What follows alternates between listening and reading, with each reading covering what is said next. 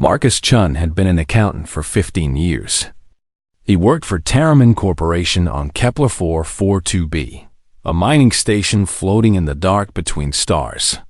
His job was simple: track ore shipments, manage payroll, make sure the numbers added up. He was good at numbers. Numbers made sense. The day the Zephyrini came, Marcus was reviewing quarterly reports in his small office. The station had 243 people on it. Miners, engineers, cooks, doctors, teachers for the miners' children. Normal people doing normal work, far from Earth, far from anywhere that mattered. The alarm started at 0600 hours. Marcus looked up from his screen and frowned. Fire drill?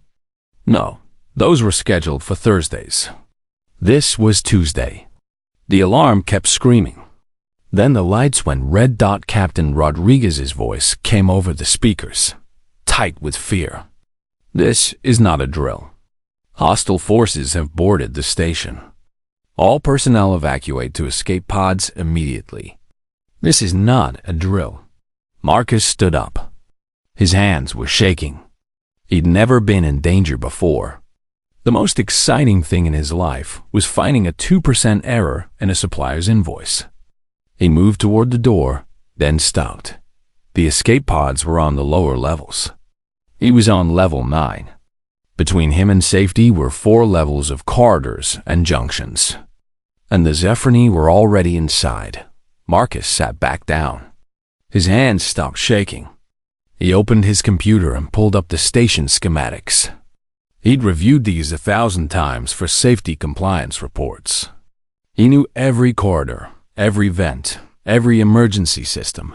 He switched to the security cameras. The Zephyrini were efficient. They moved in groups of 4, wearing armor that looked like black glass. They were taller than humans, with long limbs and triangular heads. They carried weapons that fired blue pulses of energy. When the pulses hit people, the people fell down and didn't get up. Marcus watched them work their way through level 3. They were heading for the control room. Of course they were. Take the control room. Take the station. It was logical. He accessed the environmental controls. The station was divided into 62 sections, each with its own life support. He could control atmosphere, pressure, temperature, everything from his terminal. He'd never thought about it before. It was just part of the safety systems he checked every month. Marcus highlighted sections, 12 through 18 on level 3. The Zephyrini were there now, moving through the residential quarters. He moved his cursor to the atmosphere controls. His finger hovered over the key. He pressed it. The air in sections 12 through 18 vented into space. It took 6 seconds. The Zephyrini didn't even have time to scream. Neither did the 3 station workers who'd been hiding in their quarters. Marcus added their names to a list. Sarah Okaro, David Zhang, Maria Santos. He would remember them. The math was simple. 3 lives for 48 enemy soldiers. The Zephyrini traveled in groups of 4. 12 groups eliminated. The station had 243 people. Now it had 240. The Zephyrini had started with approximately 800 soldiers. Now they had 750-2. Marcus watched the cameras. The Zephyrini stopped advancing. They gathered in the main corridor, their formations tighter now. They were confused. Scared, maybe. Marcus didn't know if they could feel fear. He didn't care. He studied their new positions. They'd pull back to sections with multiple exits. Smart. They were learning. Marcus pulled up the station's industrial systems. Kepler 442b was a mining station. That meant refineries, smelters, ore processors. All of them ran on huge amounts of power. All of them could be overloaded. He found a group of Zephyrini near the main refinery on level 5. 64 soldiers, staging for another push. The refinery was processing a load of nickel ore. Marcus looked at the temperature controls. The refinery normally ran at 1455 degrees Celsius. He changed the setting to 3000 degrees. The system flashed a warning. Critical temperature. Structural failure imminent. He clicked yes. The refinery exploded. It took out 3 entire sections of level 5. The blast killed 64 Zephyrni soldiers instantly. It also killed 9 station workers who'd been trapped on that level. Marcus added their names to his list. The Zephyrni changed tactics again.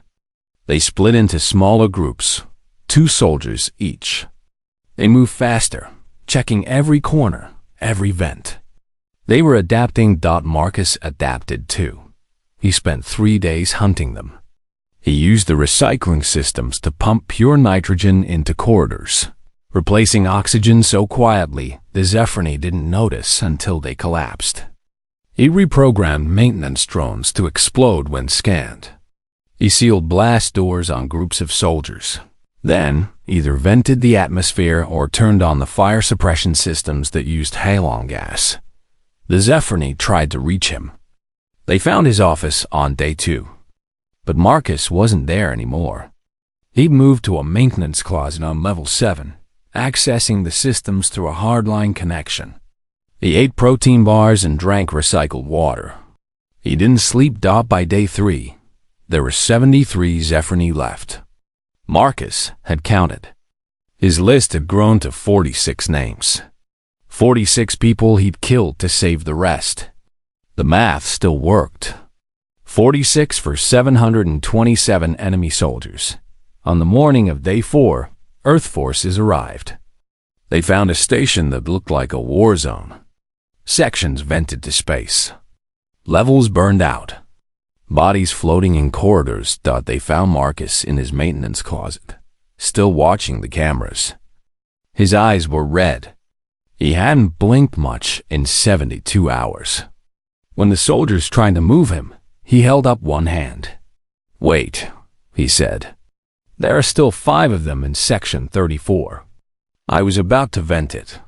The soldiers looked at each other. One of them, a lieutenant, knelt down beside Marcus. "Sir, we've got this now. You can stop." Marcus looked at him. His voice was flat, empty.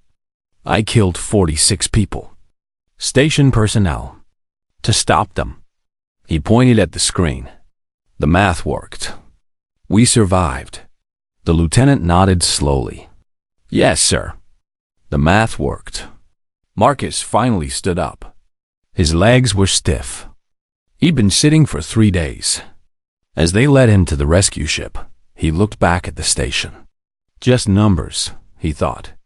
Everything was just numbers. Add them up. Subtract them. Calculate the acceptable losses. He was still good at numbers.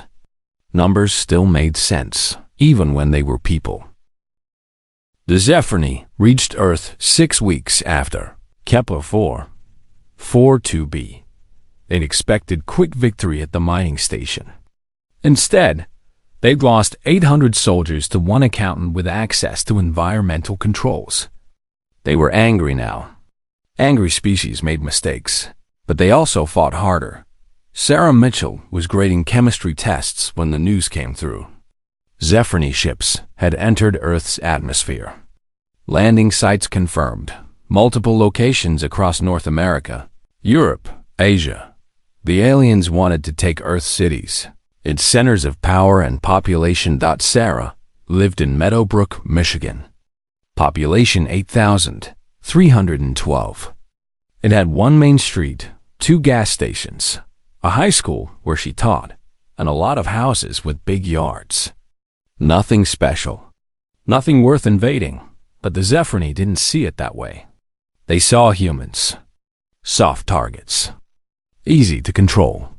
They landed 3 troop carriers in the cornfield next to Highway 23.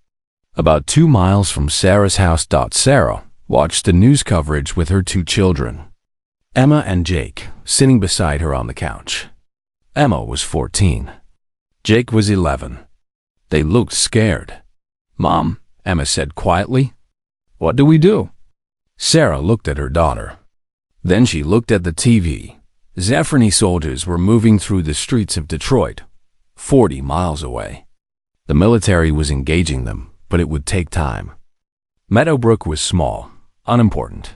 Help wouldn't come quickly. "We fight," Sarah said. She made phone calls. In a small town, everyone knew everyone. She called Margaret Torres, who ran the hardware store. She called Bob Williams, who'd been an engineer before he retired. She called Lisa Chun, who organized the neighborhood watch. She called 30 people. All of them answered. None of them said no. They met in the high school gymnasium that evening. The Zephyrine hadn't reached Meadowbrook yet, but they would. Sarah stood in front of her neighbors and opened her laptop. "I teach chemistry," she began. "I'm going to teach you something new tonight." She pulled up a presentation. Simple diagrams. Basic chemical formulas. Things you could make with household supplies.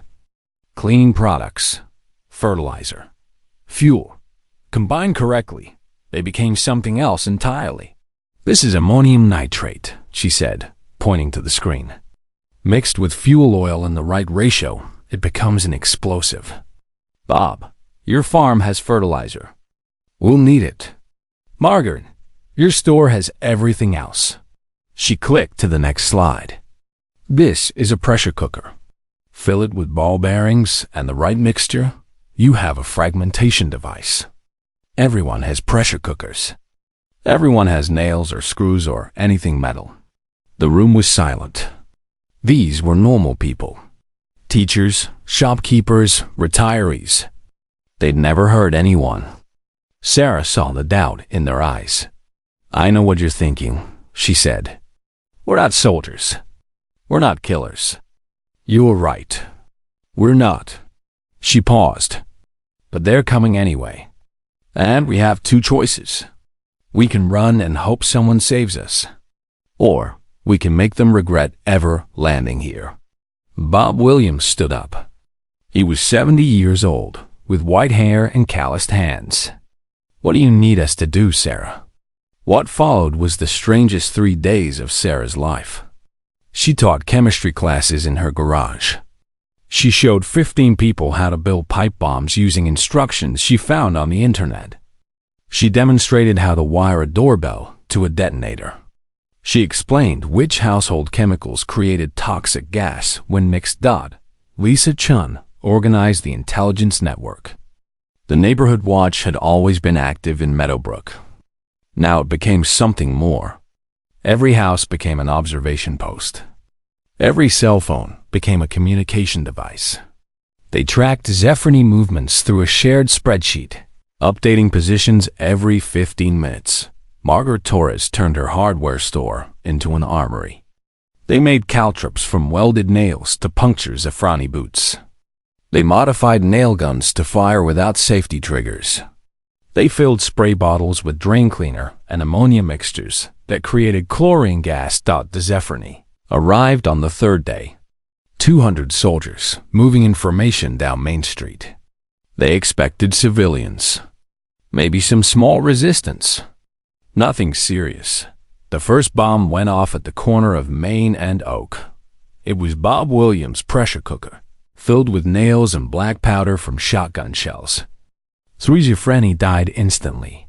7 more wounded. The soldiers scattered, taking cover. Professional, well-trained. They began advancing again, more carefully now, checking every corner. The second bomb was in a mailbox. The third was under a parked car. The fourth was in a trash can. Sarah had placed them all in the last 24 hours, moving through town in the dark, turning ordinary objects into weapons. The Zephyrine commander pulled his troops back. They regrouped at the edge of town, setting up a perimeter. Smart. They'd advance more slowly now, clearing each building. Sarah watched from the high school roof with binoculars. She'd expected this. The aliens were learning. So she'd adjusted.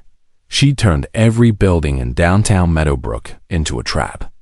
The coffee shop had a propane tank in the basement, rigged to explode when someone walked across a pressure plate. The library's sprinkler system was filled with gasoline instead of water. The bank had tripwires connected to pipe bombs in the ceiling, but the real trap was the school itself. The Zephyrini advanced building by building. They lost soldiers to each trap, but they kept coming. By evening, they'd secured downtown. They moved toward the high school, the largest building in town. A good position for a command post. Sarah waited in the gymnasium with 11 other volunteers. They'd had 3 days to prepare. The school had become a maze of tripwires, false corridors, and dead ends. Every classroom had something waiting. A bucket of acid balanced on a door. A weakened floor that would collapse into the basement. Motion sensors wired to explosives. The gymnasium was the center of the maze. The Zephyrini would reach it eventually. Sarah had made sure of that. She'd left obvious trails, signs of recent occupation. They'd think they were hunting survivors. The aliens entered the school at 1900 hours. Sarah tracked their progress through the security cameras, watching on her laptop. They were cautious. They checked every room. They found the traps and disabled some of them. But they couldn't find them all. Room 103, chemistry classroom. A Zephyrini soldier opened a cabinet. Sarah had left beakers of phosphorus inside. Exposed to air, they ignited. The fire spread to the chemicals she'd poured throughout the room. The resulting explosion killed 4 soldiers and weakened the floor above. Room 207, history classroom. Tripwire connected to a pipe bomb. 2 more dead. The gymnasium. Sarah heard them coming. Footsteps in the hallway. Orders called in their clicking, chittering language. She stood up. The other volunteers stood with her. They all held dead man switches, connected to explosives placed throughout the building. The Zephyrini commander entered first. He saw the humans and raised his weapon. Sarah smiled at him. Not a happy smile. A teacher's smile. The kind she gave students who thought they were clever, but had missed the point of the lesson. "You wanted the school," she said in English, knowing he wouldn't understand the words, but hoping he'd understand the tone. "Here it is." She released the switch. The explosion started in the basement and worked their way up. Sarah had packed every load-bearing column with homemade explosives. The building didn't just collapse. It pancaked, floor after floor, crushing down on itself. Sarah died instantly, along with her 11 volunteers and 63 Zephyrini soldiers. Emma and Jake, safe at a neighbor's house 5 miles away, became orphans that day, but the remaining Zephyrini pulled back. They retreated to their ships and left Michigan entirely. They'd come expecting soft targets. They'd found a high school chemistry teacher who turned her workplace into a tomb and herself into a weapon. The message spread among Zephyrini forces. Earth civilians were not civilians. They were everyone. They were anywhere. And they would kill you with things from their kitchens and garages and classrooms, smiling as they did it. The math was simple. 12 human lives for 63 alien soldiers. Sarah would have called it acceptable. She'd always been good at math. James Holloway woke at 5 in the morning, like he had every day for 53 years. His father had woken at 5. His grandfather had woken at 5. Farmers didn't get to sleep in. The work didn't care about your schedule. He made coffee in his kitchen and looked out the window at his land. 2,000 acres of corn and soybeans in central Kansas.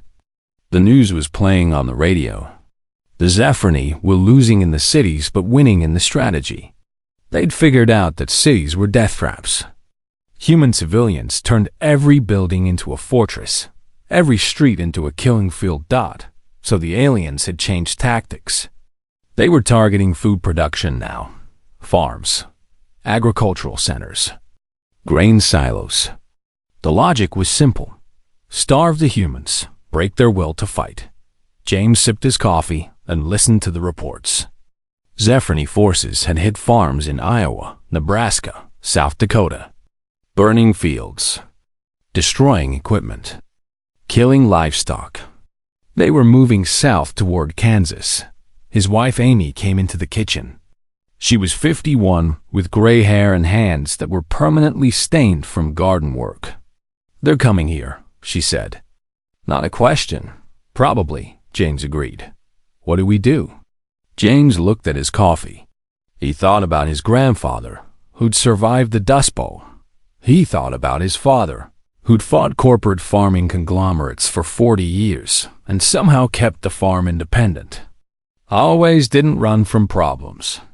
"We make them sorry they came," he said. James made phone calls. In farming country, everyone knew everyone for 50 miles around. He called Dave Kowalski, who ran cattle on 3,000 acres. He called Susan Martinez, who grew wheat. He called Tom Bradford, who operated a grain elevator. He called 20 farmers. All of them answered. None of them said no. They met at James's barn that afternoon. 20 farmers, most of them over 50, all of them angry. James spread a map across his workbench. "They're burning farms," he said, "taking out our equipment. They think we're easy targets because we're spread out. They think we'll run. Will we?" Dave asked. James looked at him. "Do you want to?" Dave shook his head. He'd been a Marine before he started ranching. "Hell no." "Then we don't," James said. "But we need to think different. We're not soldiers. We're farmers. So we fight like farmers." He pointed to the map. "This is our land. We know every road, every field, every creek and gully. They don't. That's advantage one." He pointed to another area. "We've got equipment, tractors, combines, trucks, industrial equipment. That's advantage two." He pulled out another map showing water sources. "We've got the aquifer. Every farm pulls water from it. We control what goes into that water. That's advantage three." Susan Martinez frowned. "James, are you talking about poisoning the water?" "I'm talking about survival," James said quietly. "They want to starve us. I'm suggesting we make the land itself their enemy." What followed was a week of preparation that would have horrified city people, but made perfect sense to farmers. They knew chemicals. They worked with pesticides, herbicides, fertilizers every day. They knew what was toxic and what wasn't. They knew what would kill a human and what WOULDN single quotes T. James started with the water. He pulled up reports on Zephyr biology from the military database. The aliens were silicon-based, not carbon-based like humans. That meant different chemistry. Different tolerances. He mixed industrial pesticides with copper sulfate and selenium. In the concentrations he used, it would make a human sick but not kill them. The military reports said those compounds were lethal to Zephyr biology. He pumped the mixture into stock tanks and irrigation ditches across 3 counties. The Zephyr landed 2 days later. 400 soldiers in dropships, spreading across the farmland. They moved in groups, checking each farm systematically. They had portable water supplies, but those would run out. Eventually, they'd need to use local sources. James watched them from his combine cab with binoculars. The combine was a massive machine, 12 feet tall with a 30-foot cutting head on the front. It normally harvested corn. Today, it would harvest something else. He started the engine. The combine roared to life, diesel smoke belching from the exhaust. He lowered the cutting head and drove toward the nearest group of Zephyr soldiers. They saw him coming.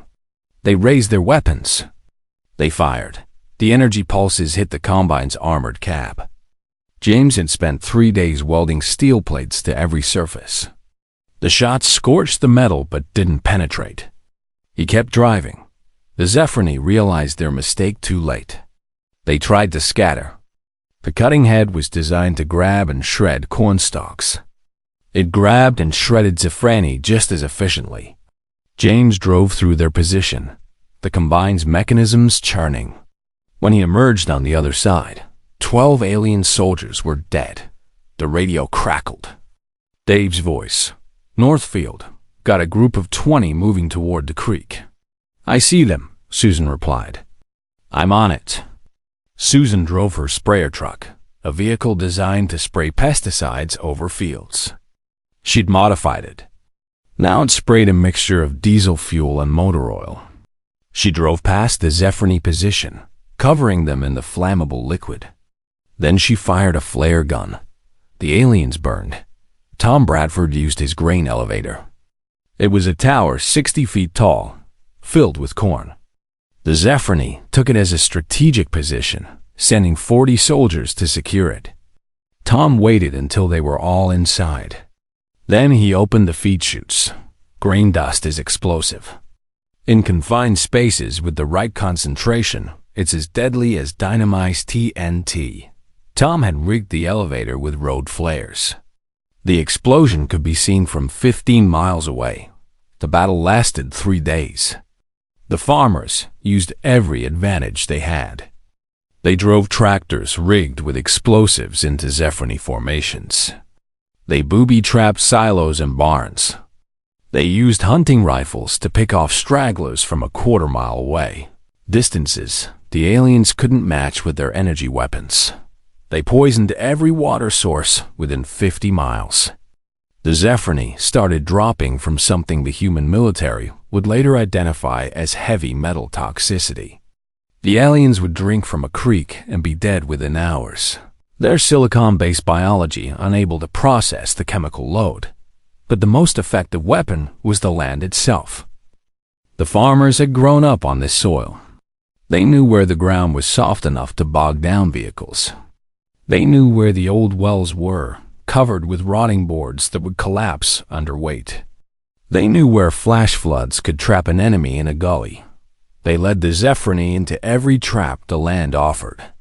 They channeled them into creek beds during rainstorms.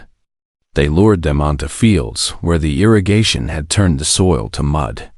They made the prairie itself kill the invaders' dot by the end of the 3rd day. The Zephyrine retreated. Of their 400 soldiers, fewer than 60 made it back to the dropships. The farmers had lost 11 people. James knew all their names. He wrote them down in his grandfather's Bible, next to the names of his ancestors. The military arrived the next morning. They found farmland that looked normal from the air, but was a graveyard up close. Bodies in fields. Burned out vehicles. Poisoned water. They found James Holloway sitting on his porch, drinking coffee. His combine was parked in the yard, its cunning head still covered in dried alien blood. A colonel walked up to the porch. He looked at James. He looked at the combine. He looked back at James. Sir, the colonel said carefully, what happened here? James sipped his coffee. They came to destroy our farms. We defended our land with farming equipment. It's what we had, James said. You use what you have. That's farming. That's survival. The colonel nodded slowly. The water in this area is contaminated. Toxic to the aliens. Yep, James agreed. It'll flush out in a few months. Rain'll clean it. Meanwhile, we're trucking in water for ourselves. We'll manage. You poisoned 50 miles of aquifer. We defended our land, James repeated. His voice was flat, empty. They came to starve us. We made sure they'd starve first. The colonel looked at him for a long moment. Then he saluted. James didn't salute back. He wasn't a soldier. He was just a farmer who'd used his tools to defend what was his. After the colonel left, Amy came out to the porch. She sat beside James and took his hand. Is it over? She asked. For now, James said. He looked at his fields. The corn was still growing. In a few weeks, it would be ready to harvest. Life would continue. That's what farms did. They endured. We killed a lot of them, Amy said quietly. Yes, James agreed. Does it bother you? James thought about that. He thought about his land, soaked in alien blood. He thought about his combine, turned into a weapon. He thought about his neighbors, ordinary people who'd become killers to survive. "No," he said finally. "They came to destroy us. We had a right to fight back. We'll always have that right." Amy squeezed his hand. They sat together and watched the sun set over their land that had drunk the blood of invaders and would drink rain and give life again. Land that endured, like the people who worked it. The Zephyrini had learned another lesson about humans. They weren't just deadly in cities. They were deadly everywhere. Every environment. Every situation. Because humans didn't need to be soldiers to fight. They just needed to be threatened. The Galactic Council chamber was silent. It was a massive room, circular, with seats arranged in rising tiers for representatives from 43 different species. The ceiling was transparent, showing the stars beyond. Usually the chamber buzzed with conversation, debate, the normal noise of galactic politics. Today, there was only silence. Ambassador Jennifer Chun stood at the center podium, a human woman in a simple blue suit. She was 43 years old, former liar, sister to Marcus Chun, who'd held Kepler 442b with nothing but environmental controls and calculations. She'd been appointed Earth's representative to the Council 6 months ago, during the war. The war was over now. The Zephyrini Empire had sued for peace 3 weeks earlier. They'd lost 60% of their invasion force. Not to Earth's military, though the military had fought well. They'd lost it to accountants and teachers and farmers. To ordinary humans using ordinary tools in extraordinary ways. The Council had reconvened Earth's membership application. The first application had been filed 8 months ago. Earth had seemed promising then, cooperative, peaceful, a little primitive maybe, but friendly enough. Now the representatives looked at Jennifer with something between fear and respect. She'd seen that look before in her career as a lawyer. It was the look people gave to someone they couldn't predict. Someone dangerous. Councilor Vrex of the Talarian Confederation spoke first. He was a tall being, crystalline, his voice chiming like glass. "Ambassador Chun, we have reviewed the data from the Zephyrini conflict. We have questions." "I expected you would," Jennifer said calmly. "The reports are disturbing." Rex's form shifted colors, blue to purple to red. Among his species, that indicated deep discomfort. "Your people fought with improvised weapons. Crude explosives, poison, industrial equipment. This is not how civilized species conduct war." "We fought with what we had," Jennifer replied. "The Zephyrini invaded our space. They attacked our civilians. We responded. By turning your civilians into combatants," another voice said. This was Councilor Thrain, representing the Vorton Unity. She looked vaguely reptilian, with silver scales and golden eyes. "Your accountant on Kepler 442b killed 46 of his own people to stop the enemy. This is acceptable to you?" Jennifer met her gaze. "No, it's not acceptable. It's terrible. Marcus Chen will live with that guilt for the rest of his life." But the alternative was worse. The Zephyrini would have killed everyone on that station. Marcus saved almost 200 lives. The math was brutal, but it was correct. "The math," Rex said, his color shifting again. "You speak of killing as mathematics."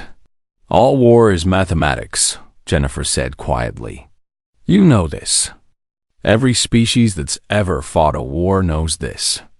The difference is that humans are willing to admit it. We calculate. We adapt. We use whatever works." She pulled up a holographic display. Images appeared above the podium. Marcus Chen in his maintenance closet, eyes red from 72 hours without sleep. Sarah Mitchell's destroyed high school. James Holloway's combine covered in alien blood. "These are ordinary people," Jennifer said. "An accountant, a teacher, a farmer. They're not soldiers. They never wanted to be killers. But when threatened, they became whatever they needed to become to survive. "This is what disturbs us," Councillor Thrain said. "Your people have no separation between civilian and military. Every human is a potential threat." "Yes," Jennifer agreed simply. "That's correct." The chamber erupted. Dozens of species talking at once, their translators creating a cacophony of sound. Jennifer waited. Eventually, Rex called for order. "You admit this?" He asked. "You admit that any human could become a killer?" "I admit that any human will defend themselves when threatened," Jennifer corrected. "There's a difference. We don't seek violence, but we're very, very good at it when necessary." She pulled up another display. This one showed Earth's history. Wars. Thousands of them across thousands of years. The images cycled through weapons. Stone axes, bronze swords, iron spears, gunpowder, nuclear bombs. "We come from a death world," Jennifer said. "Earth has extreme temperatures, violent weather, dangerous predators. Humanity evolved fighting for survival every single day. We didn't become the dominant species on our planet because we were the strongest or the fastest. We became dominant because we could think and adapt faster than anything else." She zoomed in on specific conflicts. World War I, World War II. The images were brutal. Trenches, bombed cities, mushroom clouds. "We fought each other for thousands of years," she continued. "We developed weapons that could kill millions. We created tactics that horrified even us. And then we stepped back from the brink. We formed nations, organizations, we learned cooperation. But that history is still there. That capability is still there. In every human." Councillor Thrain leaned forward. "Are you threatening this council?" "No," Jennifer said firmly. "I'm being honest with you. You need to understand what humans are before you accept us as members.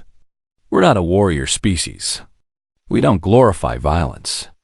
Most humans will go their entire lives without hurting anyone. But when we're threatened, when our survival is at stake, we become something else." She closed the displays and looked around the chamber, meeting as many eyes as she could. Marcus Chun was calculating payroll when the Zephyrini came. Sarah Mitchell was grading chemistry tests. James Holloway was checking his corn yield. They were living peaceful, ordinary lives. The Zephyrini turned them into killers. Not because humans are inherently violent, but because we're inherently survivors. "And if we refuse your membership?" Rex asked. "If we decide humanity is too dangerous?" Jennifer smiled. It wasn't a pleasant smile. It was sad, tired, honest. "Then we'll remain independent. We'll continue as we are. But understand something. We applied for membership because we want to be part of the galactic community. We want peace. We want cooperation. We want to contribute. Refusing us won't make us less dangerous. It'll just make us less predictable." The chamber was silent again. Jennifer waited. This was the moment. The council would either accept humanity or reject it. Either way, Earth would survive. Humans always survived. Finally, Council of Rex spoke. "We have deliberated enough. Let us vote." The vote took 15 minutes. Species conferred with their governments across light years. Some voted immediately. Others took time. Jennifer stood at the podium and waited, her hands folded, her expression calm. Inside, she was running calculations. What if they voted no? What would Earth do? How would they respond? She pushed the thoughts away. That was her brother's way of thinking. Calculate every possibility. Plan for every contingency. She was tired of that. She just wanted an answer. Rex's form shimmered through the spectrum, blue to green to yellow to white. Among his species, white indicated important news. "The vote is complete," he announced. 28 in favor. 12 opposed. 3 abstentions. Earth's membership application is accepted with conditions. Jennifer let out a breath she hadn't realized she'd been holding. What conditions? Regular inspections of your military capabilities. Restrictions on certain weapons technologies. Mandatory participation in Council peacekeeping operations. And Rex paused. A human representative must always be present at Council sessions. We want to understand your species better. To learn how to work with you without fearing you. Acceptable, Jennifer said. She meant it. They were fair terms. Cautious, but fair. Counselor Thrain stood. Ambassador Chun, a question, if I may, of course. Your brother, Marcus Chun, does he still work as an accountant? Jennifer nodded. Yes, he returned to Terramin Corporation after mandatory counseling. They rebuilt Kepler-442b. He's tracking payroll again. And the teacher's children? The farmer? Sarah Mitchell's children are being raised by her sister. Emma wants to be a doctor. Jake wants to be a teacher like his mother. James Holloway is still farming. His corn harvest was excellent this year. Thrain's golden eyes were unreadable. They just returned to normal life? As normal as possible, Jennifer said. That's what humans do. We survive. We adapt. We continue. The war changed them, but it didn't break them. They're still who they were, just with harder memories. This is what concerns me most, Thrain said softly. That you can kill so efficiently and then return to ordinary life as if nothing happened. Jennifer looked at her steadily. Would you prefer we remain killers? That violence define us? We fight when we must. We stop when we can. That's not weakness. That's strength. The council session ended an hour later. Jennifer returned to her quarters and immediately called Earth. The secure line connected after a moment. Secretary General Williams appeared on the screen, his dark face breaking into a rare smile. I heard. Congratulations, Ambassador. We're in, Jennifer confirmed. With conditions, but we're in. How did they take the presentation? They're scared of us, Jennifer said honestly. But they're willing to work with us. That's all we need. Williams nodded. Your brother wants to talk to you. Should I connect him? Please. Marcus appeared on the screen. He looked older than he had 6 months ago. His hair was grayer. His eyes were harder. But he smiled when he saw her. Hey, sis. Hey, Marcus. Still doing payroll? Still doing payroll. He paused. Did you show them the footage? From the station?